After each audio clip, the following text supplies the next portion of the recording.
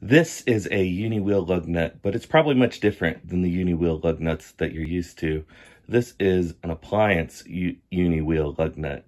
Let me explain. Appliance was an aftermarket wheel manufacturer that rose to popularity in the 70s. They had their own take on what a uni lug should be. It consists of three major parts. You have your external lug nut, you have your washer, and then you have a cammed threaded insert. The uni lug wheel itself has a very large hole drilled into it so that the wheel studs are much smaller. And the idea behind the wheel is you can adjust this cam for either a Ford lug pattern or a Chevy lug pattern, depending on which way you want to orientate it. By putting it one way, the cam, it'll make it closer to the wheel, which will fit a smaller 5-lug pattern, and making it this way will put it farther away from the wheel so it can put a larger lug pattern on it.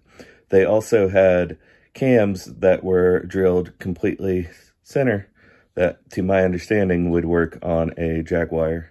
Once you've got the cam to its desired location, you make sure they're all properly orientated. They are hexed on the bottom so you can put a deep well socket onto it.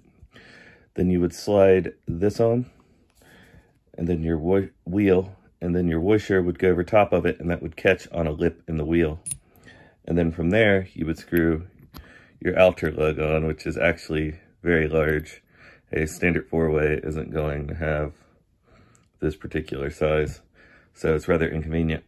They do not remanufacture these lugs anymore, which can be a problem with Mopars because some of the older Mopars have a left-hand thread down the center of them, and you can't really buy left-hand thread lug nuts or wheel studs really anymore, readily anyways. So if you go to convert to right-hand threads the traditional way, you can't use these inserts anymore because they're threaded for a left hand.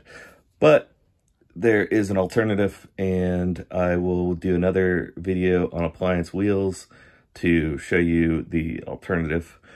They are in the mail now, and I will provide a link in my next video on Appliance Wheels so you too can know where to get them and how the alternative works.